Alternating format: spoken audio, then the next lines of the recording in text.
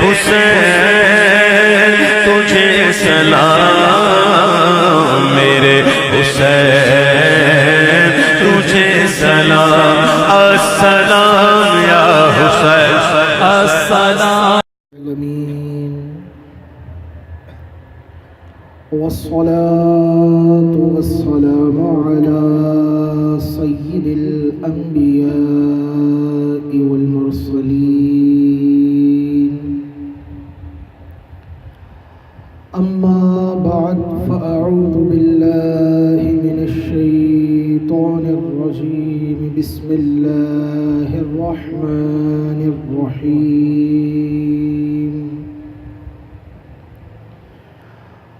قال الله تبارك وتعالى في القرآن المجيد والفرقان الحميد: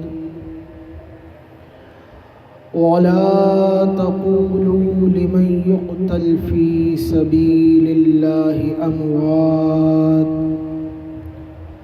بل أحياء ولكن لا تشعرون.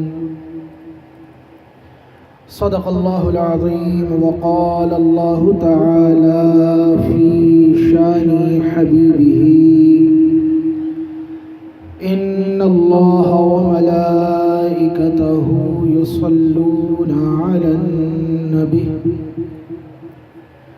يا أيها الذين آمنوا صلوا عليه وسلموا تسليما. محبت سے درود پاک پڑھیے. صلی اللہ علی النبی الامی وآلہ صلی اللہ علیہ وسلم. صلاة و سلاما علیک یا سیدی یا سیدی یا سیدی یا سیدی یا رسول اللہ صلی اللہ علیہ وسلم.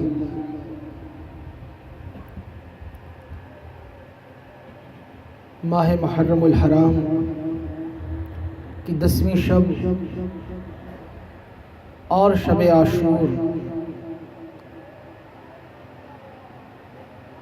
یہ ہمیں 1400 سال سے مسلسل یہ پیغام دے رہی ہے: خاندان اہل بیت، حضرت فاطمہ الزہرا رضی اللہ عنہا کے تربیت یافتگان،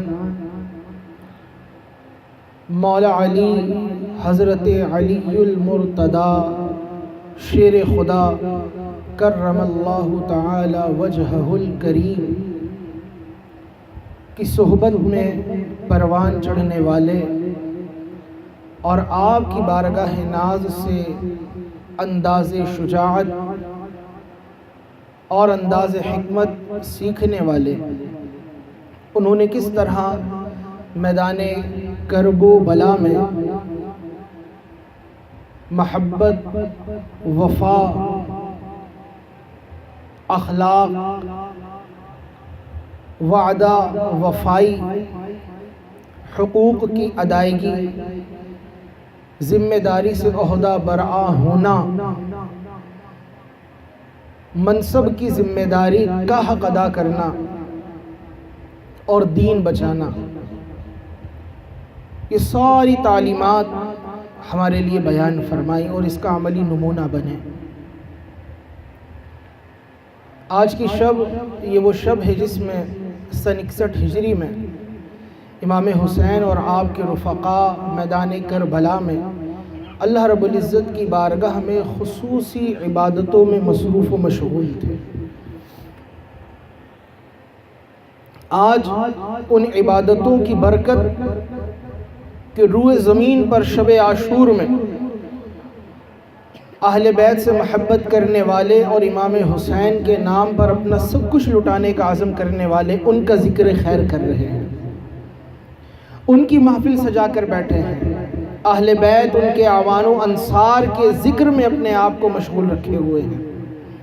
اللہ تبارک و تعالیٰ کا کرم اور احسان کہ اس نے نور الہدیٰ نیٹ ورک کے تحت ہمیں یہ موقع عطا کیا کہ ہم بھی بالخصوص فضائل اہل بیت اور اعوان و انصار و اصحاب امام حسین اور آل علی رضی اللہ عنہم اجمعین کا ذکر خیر سنیں اور اپنے قلوب کو گرمائیں۔ ہماری اس محفل کا جو بنیادی مقصد ہے یا اس گفتگو کا جو موضوع ہے وہ ہے وفا۔ آج معاشرے سے وفا اڑ گئی ہے، لیکن اہل بیت اور اولاد علی ان کے گھرانے کا سبق ہی وفا ہے۔ آج بھائی بھائی کا دشمن ہے، بیٹا باپ سے نالاں ہے، ماں بیٹی سے ناراض ہے، خونی رشتوں کے درمیان آپس میں ناچاقیاں اور دوریاں ہیں، حکمران رعایا کے درمیان جو تفریقی لکیر ہے اور رعایا اور حکمرانوں کے درمیان جو ایک عظیم خلا ہے، اس کے پاٹنے کی کوئی سبیل نظر نہیں آتی اور کوئی طریقہ سمجھ نہیں آتا۔ بہرحال امام حسین رضی اللہ عنہ آپ وہ عظیم ہستی ہیں کہ آپ کے دنیا میں آنے سے پہلے ہی آپ کے متعلق بشارتوں کا سلسلہ شروع ہو گیا تھا۔ مشکات المصابیح باب المناقب کی بڑی ہی مشہور روایت ہے۔ سرکار دو عالم صلی اللہ علیہ وسلم کی چچی جان ام الفضل جو حضرت عباس رضی اللہ عنہ سرکار کے چچا کی زوجہ ہیں، منکوہہ ہیں، انہوں نے ایک رات خواب دیکھا اور خواب دیکھ کر یہ گھبرا گئی۔ صبح سرکار دو عالم صلی اللہ علیہ وسلم کی بارگاہ میں حاضر ہوتی ہیں اور عرض کرتی ہیں، یا رسول اللہ، میں نے بڑا عجیب و غریب خواب دیکھا ہے، بڑا پریشان کن خواب دیکھا ہے، جسے دیکھ کر میری طبیعت کی گھبراہٹ جاتی نہیں ہے۔ حضور نے فرمایا، اے چچی ام الفضل، آپ نے کیا دیکھا؟ عرض کرنے لگی، میں نے دیکھا کہ آپ کے جسم سے ایک حصہ جدا ہوا اور میری گود میں آ گیا۔ سرکار نے فرمایا، ام الفضل تمہیں مبارک ہو، ام الفضل تمہیں مبارک ہو، یہ خواب پریشانی والا نہیں، یہ تو بڑی برکتوں والا خواب ہے۔ اللہ میری بیٹی فاطمہ کو عنقریب ایک لڑکا عطا کرے گا جس کا نام حسین ہوگا اور اس کی پرورش تمہاری گود میں ہوگی۔ نمبر 1، اس خواب میں جو چیز دکھائی گئی وہ ہے سرکار کے جسم اقدس سے عضو کا جدا ہو کر ام الفضل کی گود میں آنا۔ سرکار نے فرمایا نا حضرت فاطمہ کے بارے میں، فاطمہ بضعۃ منی، فاطمہ میرے جگر کا ٹکڑا ہے۔ یہ سرکار بیان فرما رہے ہیں، حدیث قولی ہے۔ خواب الہام ہے، الہام ربی ہے، اللہ کی جانب سے الہام ہے، اور اس میں ام الفضل کو یہ الہام کیا جا رہا ہے کہ تمہاری گود میں جو آنے والا ہے، فاطمہ جن کے بارے میں فرمایا میرے جگر کا ٹکڑا ہے، یہ اس کے جسم کا ٹکڑا ہے۔ ہم نے جو برکتیں اپنے محبوب کو عطا فرمائی، ان برکتوں سے خاص حصہ رکھنے والی ذات ام الفضل تمہاری گود میں آنے والی ہے۔ کچھ عرصے بعد حضرت فاطمہ رضی اللہ عنہا کے یہاں ولادت ہوئی۔ سرکار دو عالم صلی اللہ علیہ وسلم کو اس کی خبر پہنچائی گئی۔ آپ بڑی ہی خوشی اور مسرت کی کیفیت میں حضرت فاطمہ کے گھر تشریف لائے بنفس نفیس۔ آپ آئے اور آنے کے بعد آپ نے اس آنے والے کو اپنی گود میں لیا۔ گود میں لینے کے بعد اس سے اپنی نگاہیں ملائیں۔ جب نگاہیں ملائیں تو امام حسین علیہ السلام جن کی ولادت ہے، انہوں نے زبان حال سے اور نگاہوں میں عرض کی، نانا جان، کربلا میں میرا پورا خاندان آپ کی اہل بیت پیاسے ہوں گے، آقا ان کی تسکین کے لیے کچھ عطا فرما دیں، آقا ان کی پیاس مٹانے کا بھی سے سبق پڑھا دیں۔ رسول اللہ نے امام حسین کو نگاہوں میں فرمایا، حسین، آج ہم تجھے پیاس کو مٹانے کا وہ جوہر عطا کریں گے، دنیا والے اس جوہر پہ ناز کریں گے۔ آج ہم تجھے پیاس کے لیے وہ تریاق عطا کریں گے، دنیا میں بڑے سے بڑے تر گلا رکھنے والے اس تری کے متمنی اور متلاشی ہوں گے۔ سرکار نے امام حسین رضی اللہ عنہ جو ٹکٹی کی باندھ کر آپ کو دیکھ رہے تھے اور عرض کر رہے تھے، نانا جان، میدان کربلا کے لیے سبق ابھی سے پڑھا دیجئے۔ سرکار نے اپنے دہن اقدس سے لعاب دہن لیا اور امام حسین کے دہن اقدس میں ڈال دیا۔ حسین ابھی سے تیار ہو جاؤ۔ میدان کربلا کے اندر تم نے اسی زبان سے اہل بیت کو سبق پڑھانا ہے، اپنے رفقا کو سبق پڑھانا ہے، اور ان کو یہ پیغام دینا ہے کہ صبر صبر صبر۔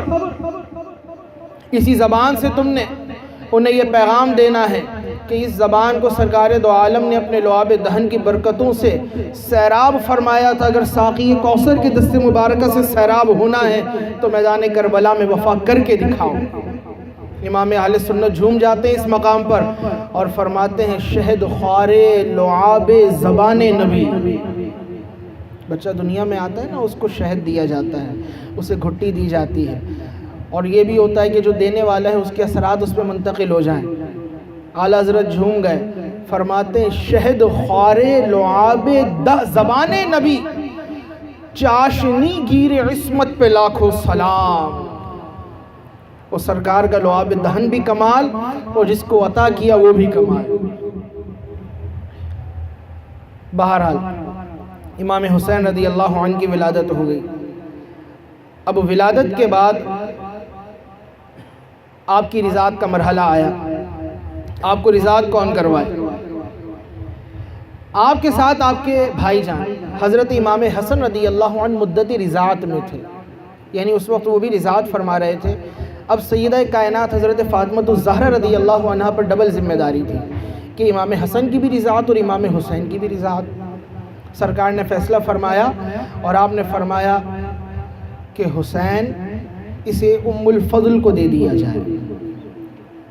انہوں نے خواب دیکھا تھا نا کہ میری گود میں ایک ٹکڑا آیا ہے جسم کا ایک عضو آیا ہے۔ سرکار نے اپنے چچا کی منکوحہ ام الفضل کو بلایا، اور بلانے کے بعد امام حسین ان کی گود میں دے دیے، اور فرمایا ام الفضل تمہارا خواب سچا ہو گیا ہے۔ اور پھر ام الفضل کے بارے میں آتا ہے انہوں نے اپنے بچوں سے بڑھ کر امام حسین کی خدمت کی ہے۔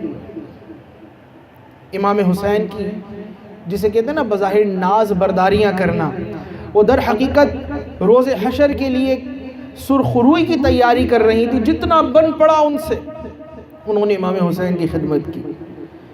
اب ام الفضل خدمت فرما رہی ہیں، رضاعت کروا رہی ہیں، ادھر امام حسن رضی اللہ عنہ آپ پرورش پا رہے ہیں۔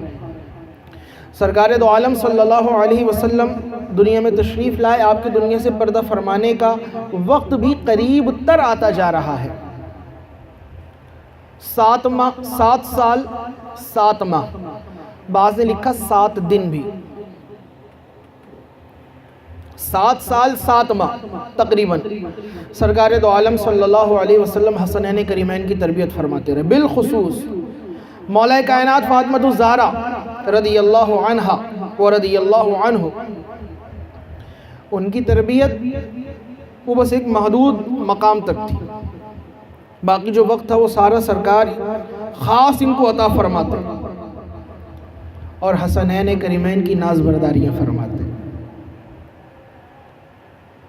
اللہ کے نبی نے بڑے سجدے کیے جس سے امت کے سجدے مقبول ہو رہے ہیں، لیکن ایک سجدہ ایسا ہے جو سب سے طویل کیا ہے، سب سے طویل سجدہ ہے، اور یہ سجدہ وہ ہے جب آپ حالت نماز میں تھے اور یہ امام آتے ہیں اور سرکار کی پشت اقدس پہ آ کر براجمان ہو جاتے ہیں۔ اب سرکار اگر سجدے سے سر اٹھائیں گے تو یہ ننھے شہزادے ان کو تکلیف پہنچے گی، عبادت اللہ کی ہو رہی ہے، ناز برداری شہزادے کی ہو رہی ہے۔ آپ نے اپنے سجدے کو طویل کر دیا اور اللہ کی بارگاہ میں عرض کریں مولا تیرا نبی تیری بارگاہ میں سجدہ ریز ہے اور نبی سے تسکین حاصل کر رہا ہے، نبی کا نواسا۔ مولا جس طرح تو نے اسے یہاں بلند رکھا ہے، دنیا میں آنے والے ہر امتحان میں اس کو یوں ہی بلند رکھنا ہے۔ آج یہ تیرے نبی کو سجدہ کرتے ہوئے دیکھ رہا ہے، کوئی بھی مصیبت آئے مشکل آئے اس سے سجدہ نہ جائے۔ یہ تربیت تھی۔ بالخصوص امام حسین اور امام حسن کی سرکار تربیت فرماتے۔ بخاری شریف کی روایت ہے، حضرت امام حسین سرکار کی بارگاہ میں آئے، اس وقت صدقے کی کھجوریں آئی ہوئی تھی زکوٰۃ میں، آپ نے اٹھائی اور اٹھا کر منہ میں ڈال دی، کھانے لگے۔ سرکار نے داہنے اقدس میں ان کی انگلی ڈال کر اسے نکالا اور فرمایا جیسے ہم کرتے ہیں نا، نکال دو۔ یعنی جو بھی اس کے اثراتوں سے دور کر دو. اور فرمایا کہ اہل بیت پر زکوٰۃ کا مال حرام ہے، ان کے لیے جائز نہیں ہے یہ. او کما قال رسول اللہ صلی اللہ علیہ وسلم. اس وقت میں بچوں کی تربیت، بالخصوص امام حسن اور امام حسین کی، یہ 7 سال 7 ماہ تقریباً تربیت ہوتی رہی. سرکار نے پردہ فرمایا. اب امام حسین بالخصوص مولا کائنات حضرت علی المرتضیٰ شیر خدا رضی اللہ عنہ کی تربیت میں آ رہے ہیں، اور حضرت فاطمہ الزہرا رضی اللہ عنہا کی تربیت میں آ رہے ہیں، جو دونوں ہی سرکار کی محبت میں فنا ہیں، دونوں ہی سرکار کی محبت میں وارفتہ ہیں. اب سرکار حضرت علی کو ذمہ داری دے کے گئے، علی تم نے میدان کربلا جب بپا ہوگا اس کے لیے شاہ سوار تیار کرنا ہے، اور میرے حسین کے اعوان و انصار تیار کرنا ہے. اب یہاں سے سلسلہ شروع ہوتا ہے وفاؤں کا، اور جو ہم نے جملہ عرض کیا تھا وفا. حضرت علی رضی اللہ عنہ جب تک حضرت فاطمہ رضی اللہ عنہ حیات رہیں بظاہر دنیا میں، آپ نے کوئی نکاح نہیں کیا. منع تھا حضرت علی کے لیے دوسرا نکاح کرنا. اور لوگ نکاح کر سکتے تھے ایک وقت میں 4، لیکن حضرت فاطمہ کی حرمت کے سبب حضرت علی کے لیے ممانعت تھی، دوسرا نکاح نہیں کر سکتے. آپ نے پردہ فرما لیا. سرکار کی دنیا سے رخصت ہونے کے بعد بہت ہی قلیل مدت کے بعد آپ رخصت ہو گئے. پھر حضرت علی نے نکاح فرمایا. بعض روایتوں میں آیا کہ آپ نے جو عقد فرمایا ان کی تعداد 8 ہے، یک کے بعد دیگرے تھے. ایک وقت میں 4 کی اجازت ہوتی ہے، لیکن یک کے بعد جو دیگرے ہوئے یہ کل 8 ہیں. تو کل جو آپ کی عقد کی تعداد ہے وہ ہے مولا علی رضی اللہ عنہ کے وہ ہے 9. یہ جو 9 آپ کی شادیاں ہیں اور 9 آپ کی ازواج ہیں کل، ان تمام سے جو ہمیں ایک چیز مشترک نظر آتی ہے وہ ہے حسینی لشکر کی تیاری. کس کی تیاری؟ حسینی لشکر کی. آپ آج تک شاید آپ نے یہی سنا ہو کہ میدان کربلا کے اندر حضرت علی رضی اللہ عنہ کے فرزند دلبند امام حسین نے جام شہادت نوش کیا. میں کہتا ہوں نہیں، صرف تنہا امام حسین نہیں تھے، مولا علی کے 7 شہزادے تھے. کتنے؟ 7 شہزادوں نے، سگے بیٹوں نے میدان کربلا کے اندر جام شہادت نوش کیا ہے. کتنے؟ 7 شہزادے. اور پھر ان 7 شہزادوں کے آگے شہزادے. تو یہ جو پورا گھرانہ ہے اور یہ قربانیاں ہیں میدان کربلا کے اندر، امام حسین کے ساتھ جو اعوان آئے، انصار آئے، اصحاب آئے، خادمین و غلام آئے، وہ سب ایک طرف، لیکن یہ گھرانہ علی کی قربانی ہے ایک طرف. اور یہاں پر جو میں آگے بات عرض کرنے لگوں یہ بڑا مسئلہ حل ہونے والا ہے. یہ جو لوگ کہتے ہیں نا صحابہ کرام رضی اللہ عنہم اجمعین معاذ اللہ ان کے درمیان یوں اور ایسے اور ویسے، خلافت اولاً یہاں اور خلافت دوم وہاں، سیوم وہاں، چہارم وہاں، خلیفہ اول یوں اور وہ، معاذ اللہ جو ترتیب ہے اہل سنت کے درمیان اس کا انکار کرتے ہیں. اور معاذ اللہ صحابہ کے درمیان یوں بیان کرتے ہیں کہ ان میں کچھ شک رنجی تھی. معاذ اللہ صحابہ کے بارے میں گندی باتیں بھی کرنا ہے، زبان تان بھی دراز کرتے ہیں یہ، اور بہت بے حرمتی کی جاتی ہے ان کے یہاں. ان سے میں سوال کرتا ہوں کہ اگر ان کے درمیان صحابہ میں اس طرح کا کچھ معاملہ تھا تو بتاؤ آگے حضرت علی رضی اللہ عنہ کی اس عمل کا کیا جواب بنے گا؟ وہ عمل کیا ہے؟ حضرت علی رضی اللہ عنہ کے بارے میں ہم نے آپ کو عرض کیا کہ آپ نے تقریباً 8 عقد فرمائے، اور ان 8 جو حضرت فاطمہ رضی اللہ عنہ کے علاوہ عقد تھے ان میں سے ایک نکاح تھا آپ کا حضرت لیلہ بنت مسعود سے. لیلہ بنت مسعود سے آپ کے فرزند جو تولد ہوئے اور میدان کربلا میں امام حسین کے ساتھ لڑے، ان کا نام تھا ابو بکر بن حیدر کرار. کیا نام تھا؟ ابو بکر بن حیدر کرار. تو جو کہتے ہیں مولا کائنات یہ حضرت ابو بکر کے درمیان یوں یوں یوں، ان سے پوچھو پھر نام کیوں رکھا؟ ابو بکر بن حیدر کرار. یہ لیلہ بنت مسعود کے شہزادے ہیں. دوسرے جو میدان کربلا میں امام حسین کے ساتھ آئے یہ اسما بنت عمیس کے شہزادے ہیں. حضرت سیدنا محمد بن علی رضی اللہ عنہ. اور یہ محمد بن حنفیہ، اگر کسی نے اسلامک ہسٹری پڑھی ہو تو محمد بن حنفیہ ان کا نام آتا ہے رضی اللہ عنہ. یہ ان سے چھوٹے تھے. محمد بن حنفیہ نہیں آئے تھے یہاں پر، لیکن بہرحال یہ ان سے چھوٹے تھے اور میدان کربلا کے اندر آئی. کتنے شہزادے ہو گئے؟ یہ حضرت علی کے دوسرے شہزادے. پہلے سیدنا ابو بکر بن علی، دوسرے محمد بن علی، تیسرے تھے حضرت عبداللہ بن علی المرتضی، اور یہ ام البنین کے بیٹے تھے. حضرت علی نے حضرت فاطمہ کے بعد جو نکاح فرمائے اس میں ام البنین رضی اللہ عنہ، ان سے حضرت علی کو خاص انسیت تھی. اور اگر آپ تاریخ کا مطالعہ کریں نا تو انسیت کی وجہ جو آپ کو سمجھ میں آئے گی وہ ہے شجاعت. ام البنین جو خاتون ہیں حضرت علی کی منکوحہ، یہ عرب کے اس خاندان سے تھی کہ جو صف شکنی کے اندر ماہر تھا. صف شکنی کا مطلب کہ جب جنگ کے اندر صفیں بندھی ہوئی ہوں، دونوں طرف سے فوجیں تلواریں لے کر آمنے سامنے ہوں، اور ان سامنے جو فوج ہے مقابل جو تلواریں، نیزے، بھالے، تیر لیے ہوئے ہیں، ان کی صفوں کو پلٹ دینا، ان کی صفوں کو توڑ دینا اور ان کے لشکر کے اندر کھلبلی مچا دینا. اس کے اندر اگر کوئی قبیلہ معروف تھا تو وہ ام البنین کا قبیلہ تھا. انتہائی شجی اور انتہائی بہادر گھرانہ، اس گروہ سے ام البنین تھی.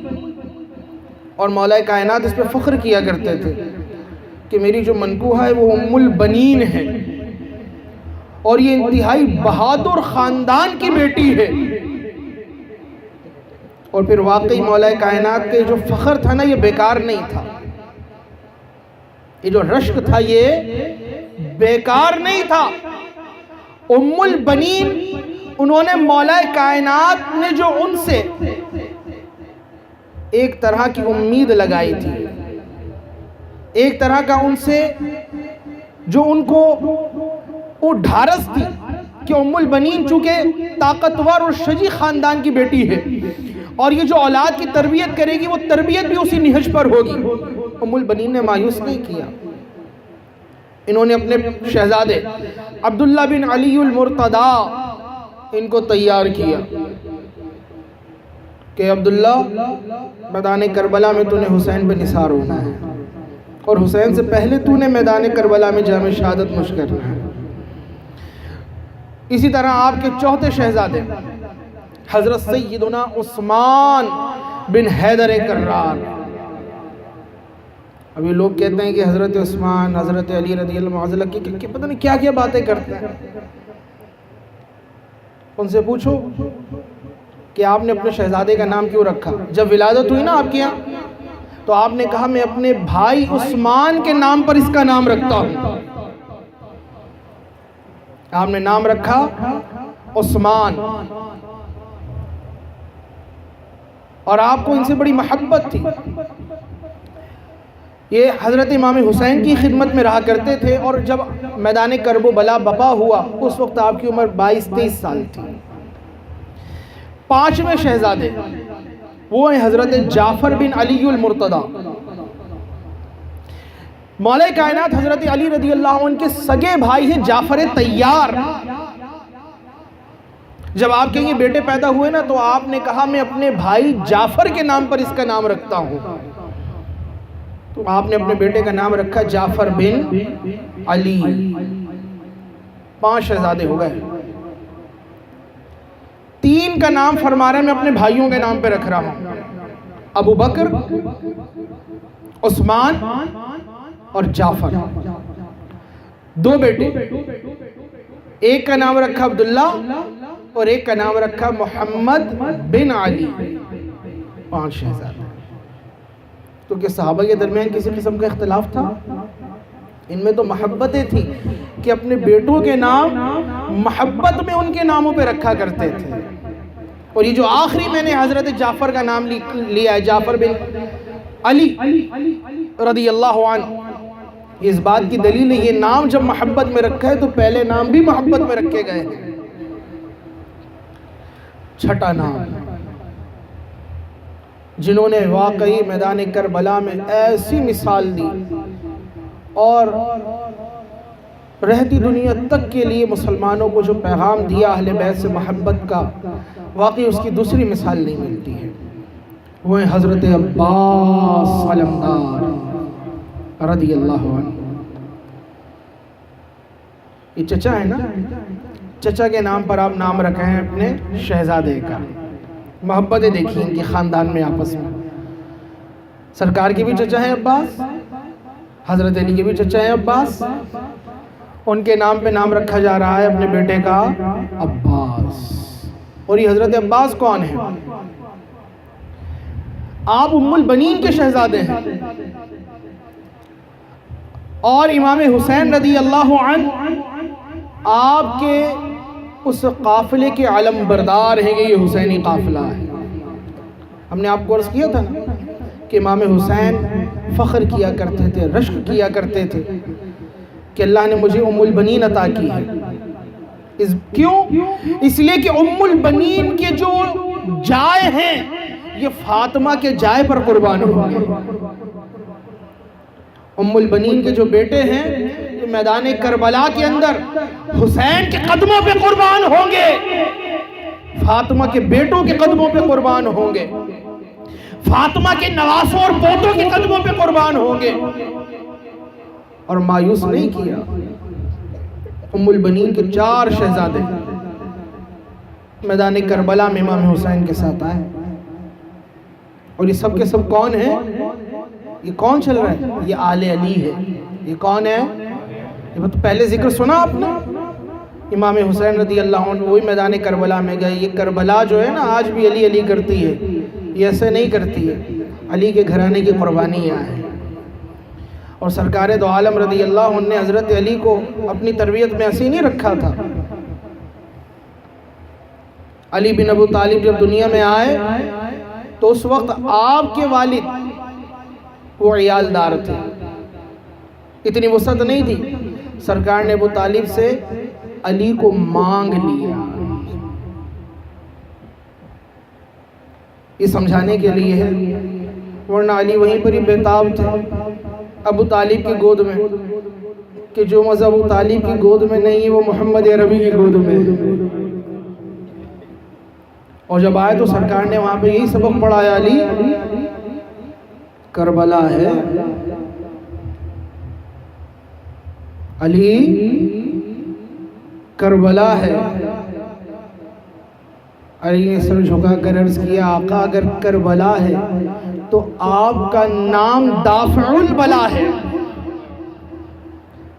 محمد کا نام لے کر اور یا رسول اللہ کا نعرہ لگا کر علی اور علی کی اولاد وہ آگ میں کود جائے اور آگ جلا دے، یہ ممکن نہیں. خلیل جب ابراہیم علیہ السلام آگ میں کودے تھے تو ان کی پشت میں آپ کا نور تھا، اور علی کی اولاد اس میں آپ کا خون ہے. آقا جب ابراہیم پار ہو گئے اور انہیں مقام خلت مل گیا، خلیل اللہ ہو گئے، تو جن میں نور تھا وہ خلیل ہو گئے، جن میں نور تھا وہ خلیل ہو گئے، اور جن میں خون ہے وہ حبیب نہ ہو. آقا یہ نہیں ہو سکتا. جب نور والے خلیل ہیں تو خون والے حبیب ہیں، اور جو ان کا ہو جائے گا اللہ اس کو بھی اپنا حبیب بنا لے گا. بہرحال بات چل رہی تھی حضرت عباس علم بردار رضی اللہ عنہ کی. عرب کے اندر یہ قمر بنی ہاشم کہلاتے تھے. ان کی خوبصورتی کا عالم یہ تھا، جو عباس کو دیکھ لیتا تھا ایک نظر وہ دیوانہ ہو جاتا تھا. اور ایک حضرت علی اکبر جنہیں ہم شکل مصطفیٰ کہا جاتا ہے صلی اللہ علیہ وسلم، جب یہ چچا اور بھتیجے مدینے کے بازار میں نکلا کرتے تھے، بازار پہ سکتہ طاری ہو جاتا تھا، لوگ کام چھوڑ کر عباس اور علی اکبر کا دیدار کیا کرتے تھے۔ یہ حسن تھا ان کا، اور شجاعت ایسی، بہادری ایسی کہ تلوار اٹھائی نہیں، سامنے والے کے دل پر بجلیاں طاری ہو گئی، سامنے والے کے وجود سے خون خوف کے مارے رگیں توڑ کر باہر آنے کے لیے تیار ہو جائے۔ یہی وجہ ہے حضرت عباس کو جو القابات عطا کیے گئے وہ ہے باب الحوائج۔ اسی طرح آپ کو عباس علم بردار کہا گیا، آپ کو العبد الصالح کا بھی لقب ملا، سقائے اہل بیت کا بھی آپ کو لقب عطا کیا گیا، اور بڑا مشہور لقب جو میں نے آپ کو کہا، قمر بنی ہاشم، بنو ہاشم کے چاند، ایسے خوبرو جوان۔ جب آپ 14 سال کے تھے حضرت علی کا پردہ ہو گیا تھا۔ 14 سال کے بعد حضرت عباس اب جو تربیت میں آئے وہ آئے امام حسن کی، تقریباً 10 سال امام حسن کی تربیت میں رہے، اور پھر اس کے بعد امام حسین رضی اللہ عنہ کی تربیت میں آ گئے، اور ایسی تربیت میں آئے کہ میدان کربلا کے اندر سب کو تربیت دے کے چلے گئے کہ کس طرح تم نے حسینی بننا ہے، اور کس طرح تم نے محمد عربی صلی اللہ علیہ وسلم کے دین کا وفادار، صحابہ کا وفادار، اہل بیت کا وفادار بننا ہے۔ تو جہاں نام آتا ہے نا حضرت عباس، وہیں دوسری چیز آتی ہے وفا۔ ہمارے ہاں آج بھائی بھائی کا دشمن ہے۔ اگر ہم دنیاوی جو جملہ ہے اس اعتبار سے دیکھیں تو حضرت امام حسین رضی اللہ عنہ کی والدہ الگ ہیں، حضرت فاطمہ رضی اللہ عنہ، حضرت عباس کی والدہ جدا ہیں، ام البنین رضی اللہ عنہ۔ والدہ جب الگ ہوں تو اولاد کو سوتیلا کہا جاتا ہے۔ آج سگا سگے کا دشمن ہے تو سوتیلے کا عالم کیا ہوگا؟ سگا سگے کا دشمن ہے نا، ایک چھوٹا بھائی، ایک بڑا بھائی، ایک فلانا بھائی، ایک فلانی بہن، وہ فلان آپس میں ایک دوسرے سے دست و گریباں ہیں، یہ آپس میں ان کا حال ہے سگوں کا۔ تو سوتیلوں کے اندر کیا ہوگا؟ وہ ہر ایک اپنے خاندان میں دیکھ سکتا ہے، لیکن یہ خاندان خاندان اہل بیت ہے، یہ تربیت مولا علی ہے، یہ فیضان مصطفیٰ صلی اللہ علیہ وسلم ہے کہ حضرت عباس رضی اللہ عنہ اور ان کے جملہ بھائی، یہی شب عاشور تھی، امام حسین رضی اللہ عنہ نے سب کو جمع کیا اور جمع کر کے فرمایا، میرے ساتھ جتنے اعوان و انصار و اصحاب ہیں، میں تم تمام کو اس بات کی اجازت دیتا ہوں کہ تم چلے جاؤ، اور جب جاؤ اور تم میں سے کسی کو شرم آئے کہ ہم حسین کو الگ چھوڑ کے اکیلا چھوڑ کے جا رہے ہیں، تو اس کے لیے ہم چراغ بجھا دیں گے، اندھیرا کر دیں گے، اندھیرے میں جو جانا چاہے چلا جائے۔ تو جو سب سے پہلی آواز آئی تھی نا امام حسین کے لیے، وہ حضرت عباس کی آواز تھی۔ کہنے لگے حسین، بابا نے ہمیں آپ کو چھوڑنے کے لیے تیار نہیں کیا ہے، بابا نے تیار اس لیے کیا تھا جو حسین کو چھوڑے پہلے تم اس کا پنجہ توڑ دینا،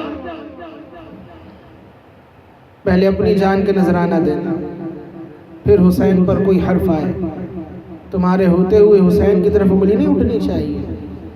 پہلے حضرت عباس تھے جن کی یہ صدا گونجی امام حسین کے خطبے کے بعد، آقا ہم آپ کو چھوڑنے کے لیے نہیں آئے ہیں۔ جذبہ دیکھیے۔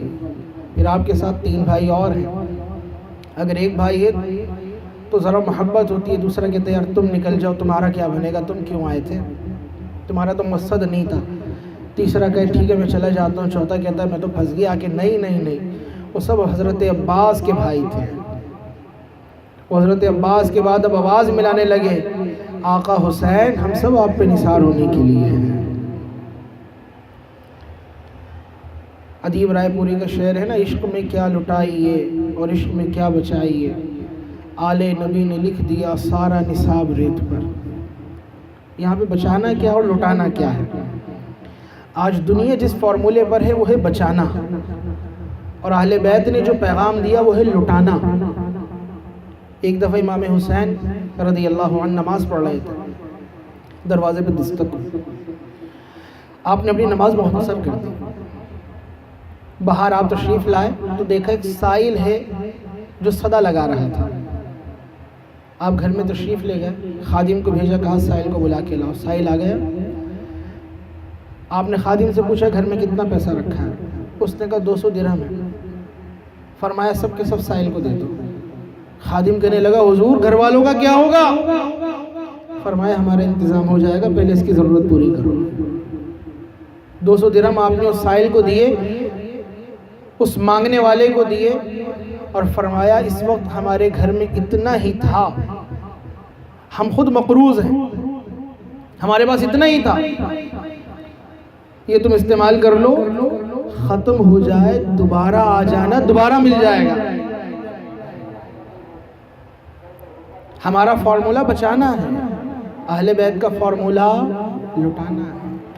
इश्क में क्या बचाइए और इश्क में क्या लुटाइए, इश्क में क्या बचाइए और इश्क में क्या लुटाइए।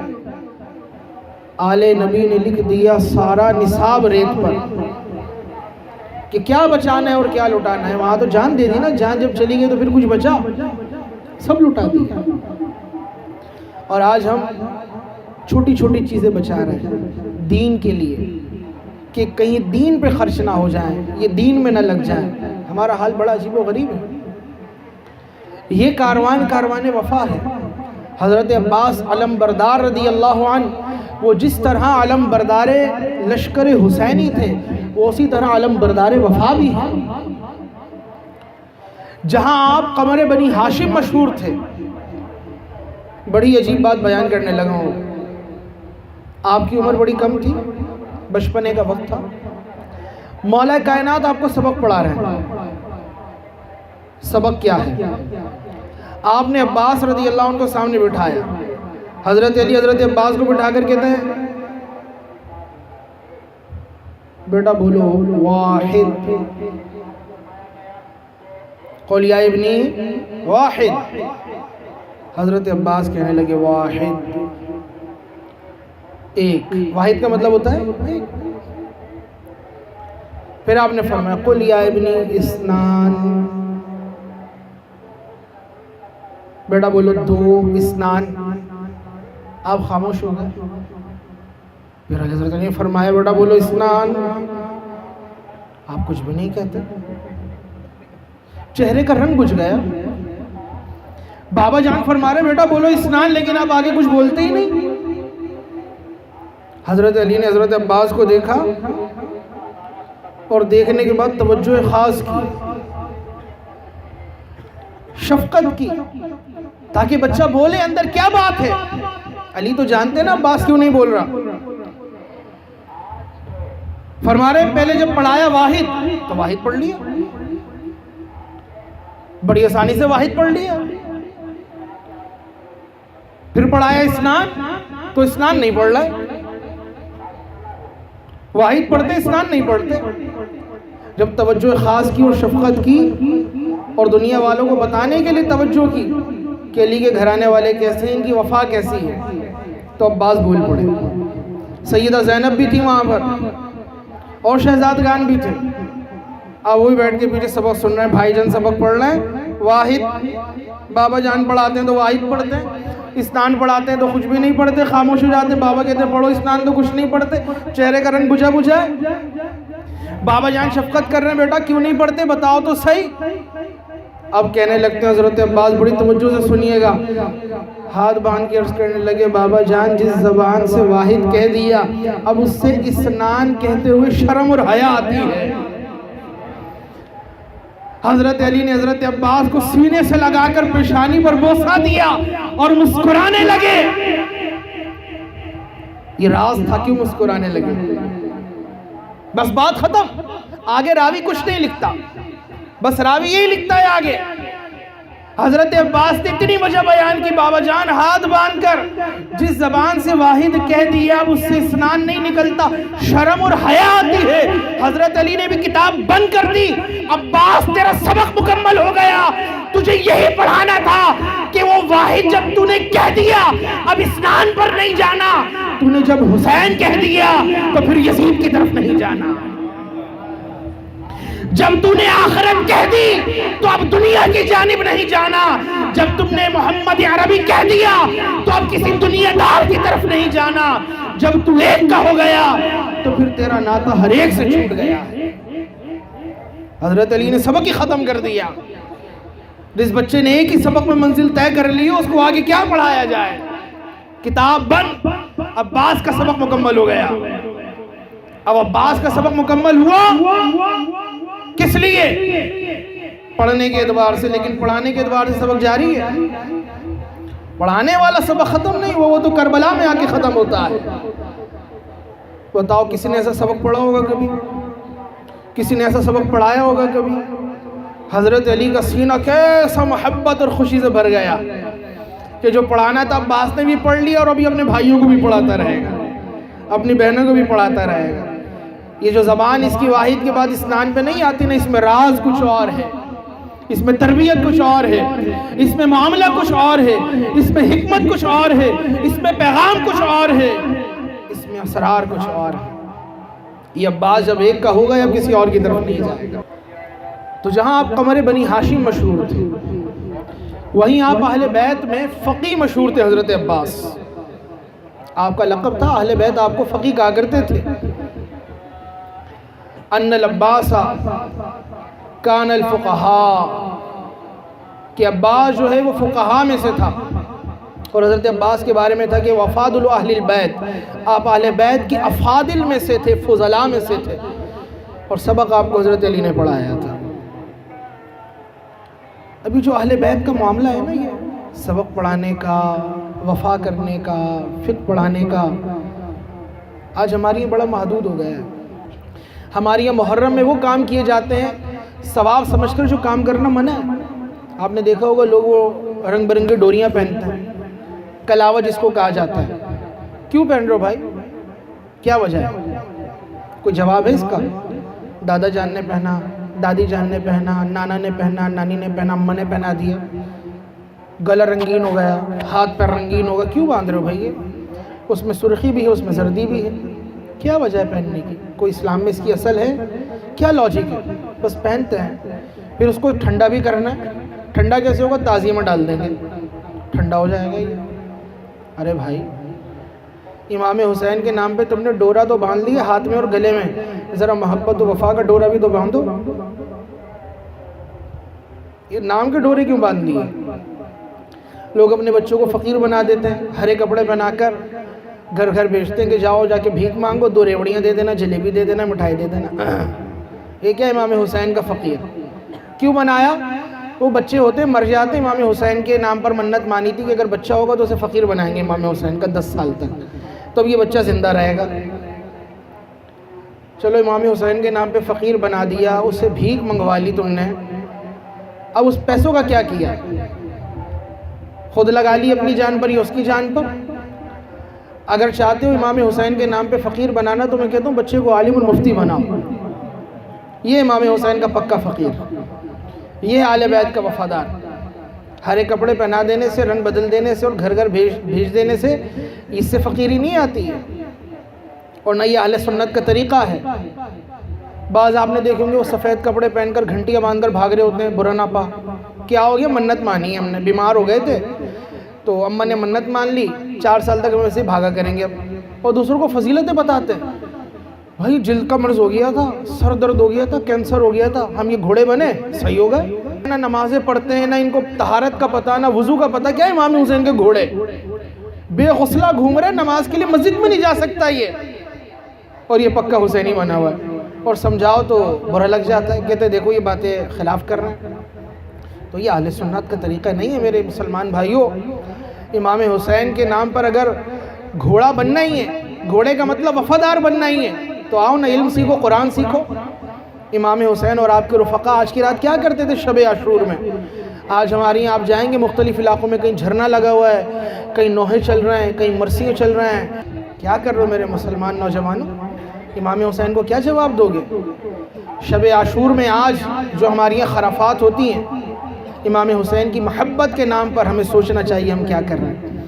اور کل عاشورے کے دن جو ڈھول بجاتے ہوئے پھرتے ہیں گلی میں اور دھوم دھڑکا ہوتا ہے اور عجیب و غریب تماشے لگاتے ہیں، میلے ٹھیلے لگاتے ہیں، انہیں سوچنا چاہیے ہم کیا کر رہے ہیں. عورتیں بند سور کے سج کے کہاں جا رہی ہیں؟ میلہ دیکھنے. وہ تمہیں نہ قرآن پڑھنا آتا ہے، نہ تمہیں سورہ اخلاص صحیح آتی ہے. وہ گھر سے باہر نکلنے والی عورتوں نہ تمہیں دعائے قنوت پڑھنا آتی ہے، نہ تمہیں تحیات پڑھنا آتی ہے. تم کیا کرنے جا رہی ہو 10 محرم کو؟ امام حسین کی تعلیمات کو تو تم نے اس طرح مسخ کر دیا ہے. پھر خوف آتا ہے، ہوئے ہوئے جمعے کے دن پڑھ رہا ہے محرم، 10 تاریخ ہوگی، جمعے کا دن ہوگا، اسی میں قیامت آئے گی. ہے کل آئے گی؟ نہیں، کل نہیں آئے گی، کل تو ہم میلے میں جائیں گے. نئے نئے کپڑے، نوجوان نکل رہے ہیں تیار ہو کے، سب کا رخ کہاں ہے؟ سیدھی سڑک بس ایک ہی میلہ نگر کی ہے، سب میلہ دیکھنے جاتے ہیں. کوئی جلدی دیکھ کر آ جاتا ہے، کوئی دیر میں. تو ہو کے آ گیا؟ ہاں بھائی میں تو ہو کے آ گیا. چل چل تیرا بھائی بھی جا رہا ہے، بھی آئے گا تھوڑی دیر میں، دیکھ کیا کر کے آتا ہے. شرم کرنی چاہیے، حیا کرنی چاہیے. ہمیں گھر کی عورتوں کو گھر میں رکھیے، انہیں سمجھائیے کیا کر رہی ہو تم. ہمیں خود شرم و حیا کرنی چاہیے ہم کیا کر رہے ہیں. مسجدوں میں رہیں. یہ جو آج شب عاشور ہے، صبح اللہ کی بارگاہ میں قربانی پیش کرنی ہے. یہ وہ قربانی ہے جو حضرت اسماعیل علیہ السلام کے لیے حضرت ابراہیم نے دیکھی تھی، تو اللہ نے جنت سے مینڈھا بھیج دیا تھا. کیا بھیجا تھا؟ مینڈھا بھیجا تھا. لیکن یہ آل نبی کی قربانی کوئی جنت سے مینڈھا نہیں آیا تھا، بلکہ امام حسین نے ایک ایک تیار کر کے اللہ کی بارگاہ میں بھیجا تھا. ایک ایک رفیق اور صاحب کو اپنے تیار کر کے بھیجا تھا اللہ کی بارگاہ میں. اس کو کربلا کا دولہا بنا کر اسے بھیجا تھا. اور یہ شب عاشور یزیدی لشکر تھا. ان کے لشکر سے نقاروں کی، گانے بازوں کی آوازیں آ رہی تھیں، شور شرابے کی آوازیں آ رہی تھیں. اس یزیدی لشکر میں سے ایک کا بیان ہے کہ حسینی جہاں خیمے لگے ہوئے تھے وہاں سے مکھیوں کی بن بناہٹ کسی آوازیں آ رہی تھیں. وہ کہتا ہے میں سمجھا جب میں اس خیموں کے کچھ قریب ہوا تو میں سمجھا شاید یہاں پر شہد کی مکھیوں نے حملہ کر دیا ہے. بہت ساری مکھیاں آ گئی ہیں یہاں پر.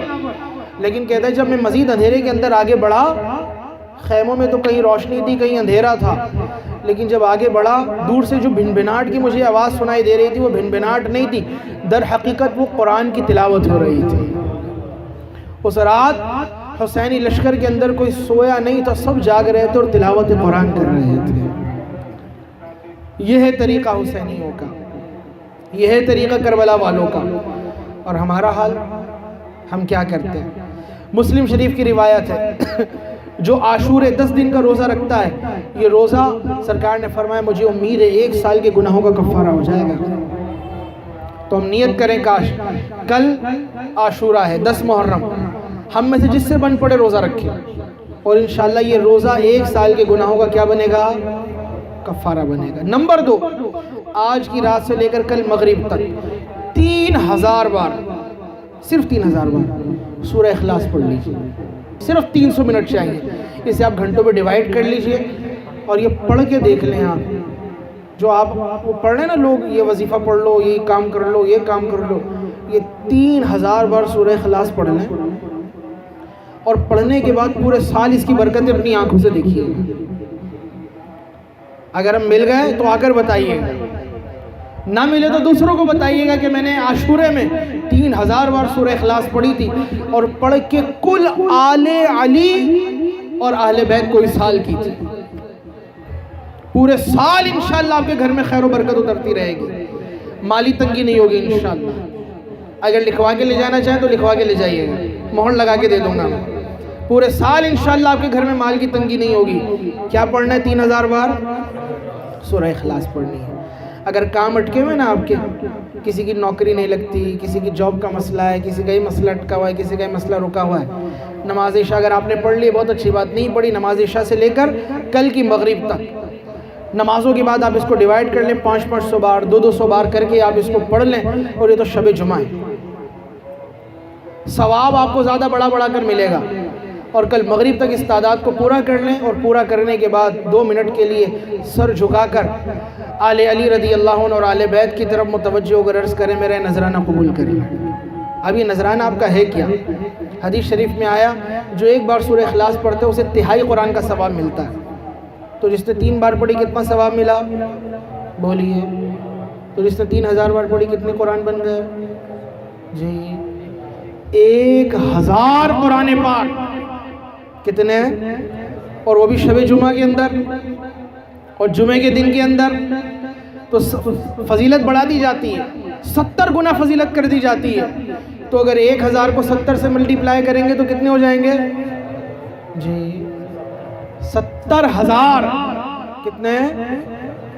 تو جب آپ ان کی بارگاہ میں ثواب کا تحفہ بھیجیں گے، امام حسین کے دروازے پر ایک بھکاری آیا تھا جس کے ہاتھ خالی تھے، آپ کے ہاتھوں میں تو ثواب کا تحفہ ہوگا، اور یہ ثواب کا تحفہ لے کر آپ امام حسین کی بارگاہ میں عرض کریں گے، مولا حسین اپنے رب کی بارگاہ میں دعا کر دیں اللہ میری مشکل آسان کر دے، مولا حسن اللہ کی بارگاہ میں دعا کر دیں اللہ میری مشکل اور میری تکلیف ٹال دے، مولا علی کی بارگاہ میں عرض کریں علی اللہ کی بارگاہ میں دعا کریں اللہ میری حاجت روائی فرما دے، سرکار کی بارگاہ میں عرض کریں آقا اللہ کی بارگاہ میں دعا کر دیجئے میرے مسئلے حل ہو جائیں۔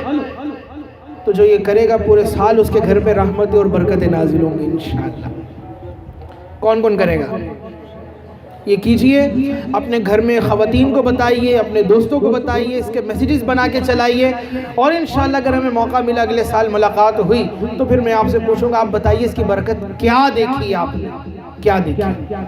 یہ اہل بیت ہے، یہ کریموں کی نسل ہے، اور یہ لجپال گھلانا ہے، یہ کچھ رکھتے نہیں، یہ سب لوٹا دیتے ہیں، یہ سب لوٹا دیتے ہیں۔ بہرحال بات چل رہی تھی حضرت عباس رضی اللہ عنہ کی کہ آپ قمر بنی ہاشم ہیں، آپ جو حسینی لشکر ہیں اس کے ڈھارس ہیں، آپ فقیہ اہل بیت مشہور ہیں، آپ افاضل اہل بیت مشہور ہیں۔ اے کاش ان کے فضل اور فقہ کا صدقہ اللہ تعالی ہمیں بھی تفقہ اور فضل عطا فرما دے، اللہ تعالی ہمیں بھی علم عطا فرما دے۔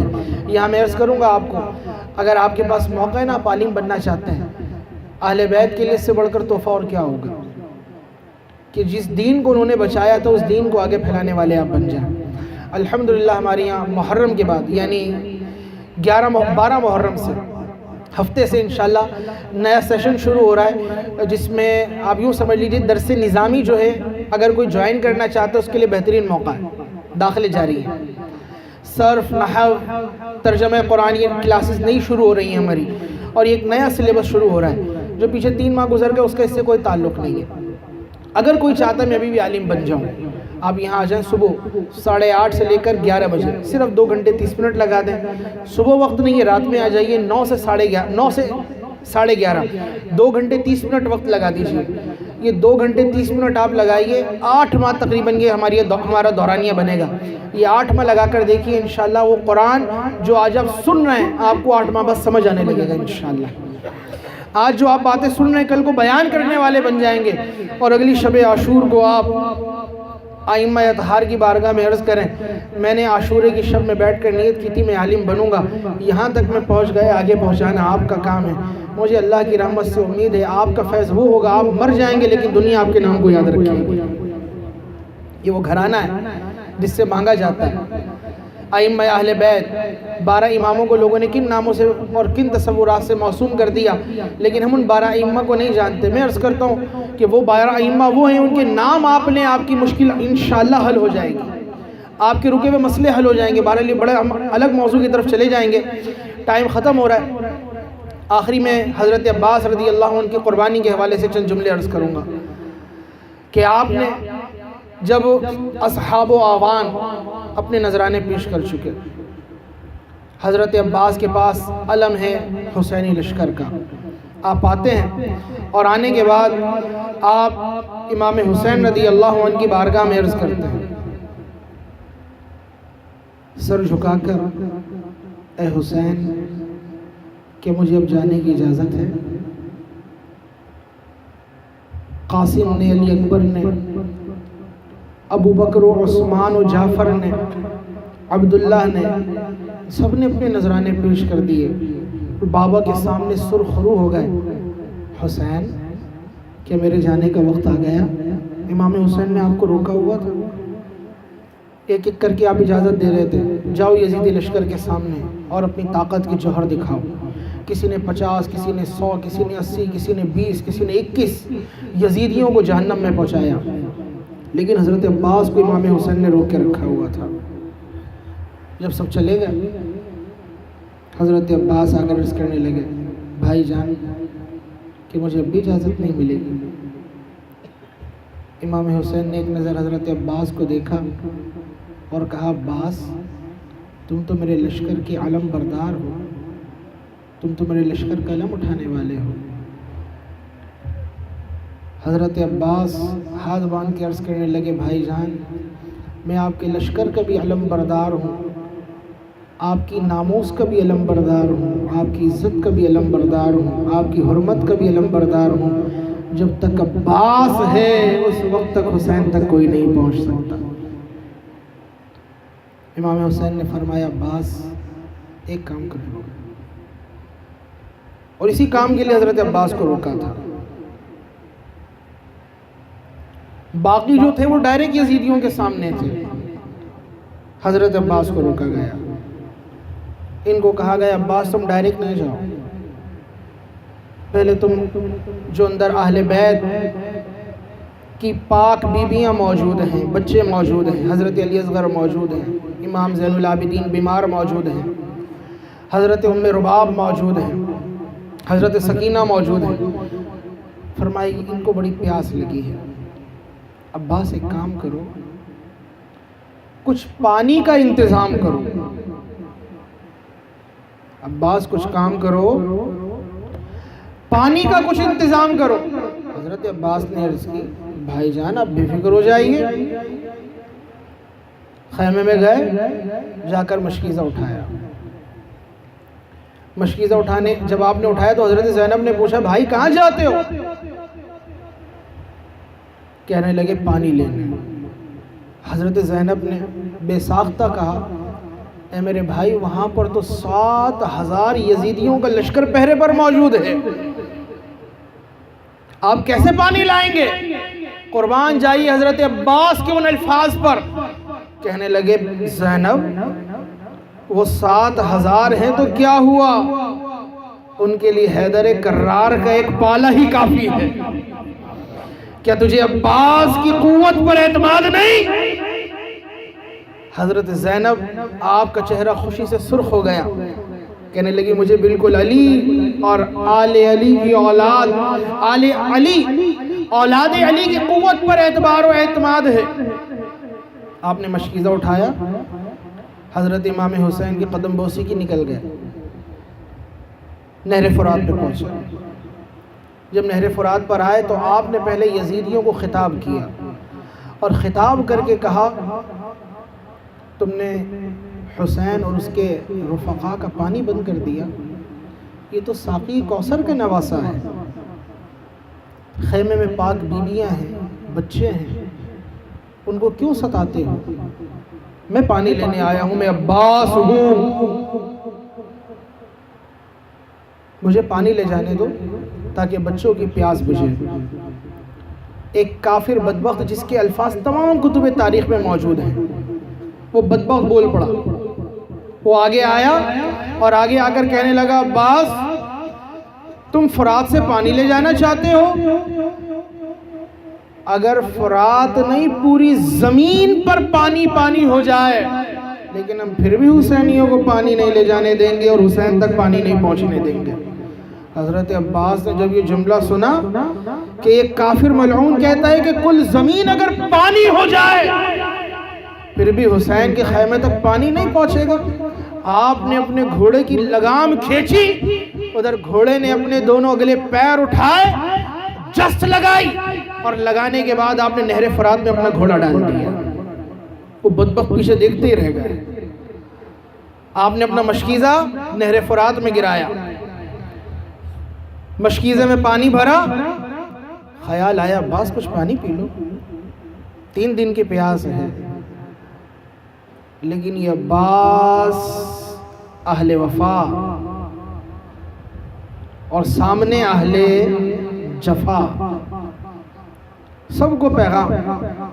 حضرت عباس نے چلو بھی بھر لیا، چلو بھر کے پھینک دیا اور خیمے کی طرف رخ کر کے عرض کی، حسین، سکینہ، علی اصغر، تمہاری پیاس پر عباس کی